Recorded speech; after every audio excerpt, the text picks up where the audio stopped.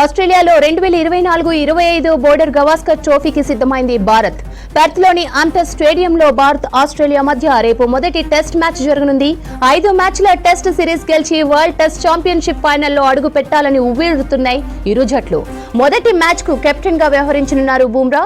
కుమారుడు పుట్టిన కారణంగా మొదటి మ్యాచ్ కు రోహిత్ శర్మ దూరంగా ఉన్నారు. గాయం కారణంగా మ్యాచ్ ఆడలేకపోతున్నాడు శుభ్మన్ గిల్. ఆశలన్నీ రన్ మెషిన్ విరాట్ కోహ్లీ పైనే ఉన్నాయి. బోర్డర్ గవాస్కర్ ట్రోఫీ 16 సార్లు జరగ్గా అందులో 10 సార్లు భారత్ విక్టరీ సాధించింది. 5 సార్లు ఆసీస్ గెలవగా ఒక మ్యాచ్ డ్రాగా ముగిసింది. బోర్డర్ గవాస్కర్ ట్రోఫీకి సంబంధించి మరిన్ని డీటెయిల్స్ తేజస్వి అందిస్తారు. తేజస్వి, అప్డేట్స్ ఏంటి? సిరీస్ అయితే రెడీగా ఉంది. రేపటి నుంచి ఆస్ట్రేలియాలో ఇండియా బోర్డర్ గవాస్కర్ ట్రోఫీ కోసం అయితే రెడీ అయిపోయింది. 10 రోజుల క్రితం ముందు నుంచే అందరూ, ఎందుకంటే ఇప్పుడు కొంతమంది మనకి యంగ్ ప్లేయర్స్ ఉన్నారు. మ్యాక్సిమం మన టీంలో చాలామంది యంగ్ ప్లేయర్సే కనిపిస్తున్నారు. బుమ్రా అండ్ కోహ్లీ తప్ప మిగతా వాళ్ళందరూ ప్రస్తుతానికి చాలా యంగ్ టీం ఉంది. అందుకనే చాలా ముందు వాళ్ళని ఆస్ట్రేలియాకి తీసుకెళ్లడం జరిగింది. అండ్ అక్కడ పిచెస్ మీద వాళ్ళు ప్రాక్టీస్ చేయడం జరిగింది. అండ్ ఇందాకే మనం బుమ్రా ప్రెస్ కాన్ఫరెన్స్లో మాట్లాడడం కూడా చూసాము. బుమ్రా వాళ్ళందరూ చాలా ఫ్రెష్గా ఉన్నారు అండ్ ఫ్రెష్ మైండ్స్తో ఉన్నారు. ఏదైతే లాస్ట్ 3 మ్యాచెస్ న్యూజిలాండ్ మీద వైట్ వాష్ అయిందో ఆ బ్యాగేజ్ని ఎక్కడ ఆస్ట్రేలియా క్యారీ చేయకుండా ఫ్రెష్ మైండ్తో అందరూ ఆస్ట్రేలియాలో ఖచ్చితంగా ఆడడానికి రెడీగా ఉన్నారు. అండ్ ప్రాక్టీస్ కూడా చాలా ఎక్కువ టైం దొరికింది కాబట్టి వాళ్ళు అన్నీ రెడీ చేసుకొని రేపు మ్యాచ్కి అయితే టైట్గా వాళ్ళు ప్లాన్ చేసుకున్నారని బుమ్రా చెప్పడం జరిగింది. అండ్ ఈ సిరీస్ మెయిన్గా ఇండియాకి చాలా క్రూషియల్ సిరీస్. ఎందుకంటే ఈ 5 సిరీస్ మ్యాచెస్ ఏవైతే ఉన్నాయో ఇవి ఖచ్చితంగా గెలిచి నెక్స్ట్ వరల్డ్ టెస్ట్ ఛాంపియన్షిప్కి అయితే ఖచ్చితంగా వాళ్ళు ఫైనల్స్కి వెళ్ళడానికి ఇది చాలా క్రూషియల్. అందుకోసం ఆస్ట్రేలియాని కొట్టడం అంటే కష్టమే. కానీ last border Gavaskar trophy matches చూసుకున్నట్లయితే 16 టైమ్స్ జరిగితే 16లో 10 టైమ్స్ ఇండియా గెలవడం జరిగింది. అండ్ ఓన్లీ 5 టైమ్స్ ఆస్ట్రేలియా గెలిచింది.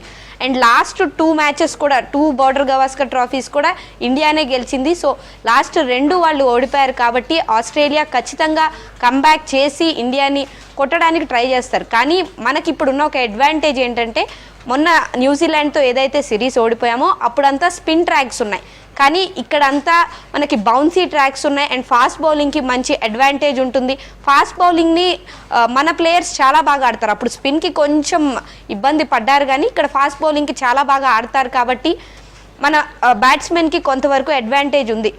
కానీ మన opener and captain Rohit Sharma paternity లీవ్లో ఉండడం, తను ఆడకపోవడం, అండ్ శుభ్మన్ గిల్ కూడా ఇంజురీ కన్సర్న్తో తను ఆడకపోవడం ఇది కొంతవరకు ఇబ్బంది పెడుతుంది. అండ్ రోహిత్ శర్మ ప్లేస్లో అంటే ఓపెనర్గా ఎస్ఎస్వి జైస్వాల్తో పాటు ఎవరు ఆడతారు, కేఎల్ రాహుల్, అభిమన్యు ఈశ్వరన, ఇలా చాలా పేర్లు వినిపిస్తున్నాయి. దేవదత్ పడికల్ అని ఎవరు ఆడతారు అనేది ఇంకా క్లారిటీ అయితే లేదు. సో రేపు ఓపెనర్స్ మీద మెయిన్గా మన టాప్ ఆర్డర్ ఇప్పటి వరకు కొలాప్స్ అవుతూ వచ్చింది కాబట్టి టాప్ ఆర్డర్ ఎలా ఆడుతుంది అనేది main concern. And Virat Kohli గురించి ఖచ్చితంగా మాట్లాడుకోవాలి. ఆస్ట్రేలియన్స్ని ప్రస్తుతానికి ఇబ్బంది పెట్టే విషయం ఏదైనా ఉందంటే అది విరాట్ కోహ్లీ అనే చెప్పాలి. ఎందుకంటే విరాట్ కోహ్లీకి ఆస్ట్రేలియాలో 7 సెంచరీస్ ఉన్నాయి టెస్ట్ మ్యాచెస్లో. సో ఈసారి ఎలా ఆడతాడు ఆస్ట్రేలియాలో? ఇప్పుడైతే ఫామ్లో లేడు విరాట్ కోహ్లీ, కానీ ఎంత అగ్రెసివ్గా తన్ని పోక్ చేస్తే అంత బాగా రియాక్ట్ అవుతాడు విరాట్ కోహ్లీ. సో ఆస్ట్రేలియన్స్ మెయిన్గా స్లెడ్జింగ్ అది చేయడం, పోక్ చేయడం చాలా కామన్గా చూస్తుంటాం.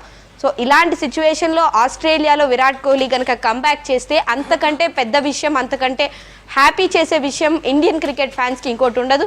అండ్ విరాట్ కోహ్లీ కంబ్యాక్ చేయాలి. అండ్ రిషబ్ పంత్ లాంటి ఒక ఎక్స్ ఫ్యాక్టర్ మన దగ్గర ఉంది కాబట్టి బ్యాటింగ్ ఆర్డర్ అయితే మంచిగా ఫామ్లోకి రావాలి.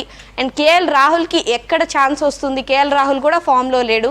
సో టాప్ ఆర్డర్ కొలాప్స్ అవుతుంది. అండ్ మనకి స్పిన్నర్స్ ఎక్కువగా ఉన్నారు కానీ మనకి ఫాస్ట్ బౌలింగ్ చాలా అవసరం ఈ మూమెంట్లో. బుమ్రా తప్ప మనకి అంత గొప్పగా చెప్పుకోదగ్గ ఫామ్లో ఎవరూ లేరు. సిరాజ్ అస్సలు ఫామ్లోకి రావట్లేదు. లాస్ట్ చాలా ఛాన్సెస్ ఇస్తున్నారు.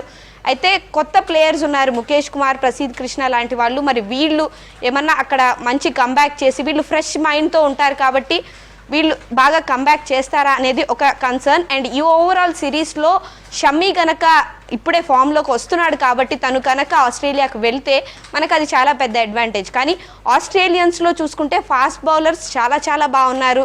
మనకు తెలుసు ప్యాట్ కమిన్స్, మిచెల్ స్టార్క్ లాంటి వాళ్ళు మనల్ని ఏ రకంగా ఇంతకు ముందు ఇబ్బంది పెట్టారో చూసాం.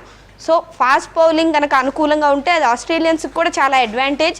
అండ్ ఇంకొక మంచి విషయం ఏంటంటే ఇక్కడ మనకి ఫాస్ట్ బౌలింగ్ ఆల్రౌండర్స్ లేరు కాబట్టి మన తెలుగు అబ్బాయి నితీష్ కుమార్ రెడ్డి రేపు ఫస్ట్ మ్యాచ్లోనే ఎక్కడో డెబ్యూ చేస్తాడు టెస్ట్ మ్యాచెస్కి అని అయితే ఒకటి వినిపిస్తుంది. తను కనుక టెస్ట్ మ్యాచెస్కి డెబ్యూ చేస్తే అది ఇండియన్ టీంకి కూడా చాలా అడ్వాంటేజ్. లాస్ట్ సీజన్లో మనం చూసుకున్నట్లయితే మన తెలుగు అబ్బాయే కేఎస్ భరత్ డెబ్యూ చేయడం జరిగింది. సో ఈసారి కూడా మన తెలుగు అబ్బాయి నితీష్ కుమార్ రెడ్డి డెబ్యూ చేస్తాడా, హర్షిత్ రాణా కూడా డెబ్యూ చేసే ఛాన్స్ దొరుకుతుందా ఫాస్ట్ బౌలర్ కాబట్టి అనేది తెలీదు. మన ఆర్డర్ ఎలా ఉంటుంది అనేది తెలియదు. కానీ మంచి టీంని కనుక పిక్ చేస్తే ఫ్రెష్ మైండ్స్తో వెళ్తే యాజ్ బుమ్రా చెప్పినట్టు వాళ్ళు చాలా చాలా స్ట్రాంగ్గా కంబ్యాక్ చేస్తే కనుక ఈ సిరీస్ గెలిస్తే మనకి వరల్డ్ టెస్ట్ ఛాంపియన్షిప్ ఫైనల్లోకి వెళ్ళే అడ్వాంటేజ్ ఉంటుంది. అండ్ ఇంకా నెక్స్ట్ వచ్చే టెస్ట్ మ్యాచెస్ కానీ నెక్స్ట్ వచ్చే మ్యాచెస్కి స్ట్రెంగ్త్ వస్తుందనే చెప్పుకోవాలి శ్రవంతి.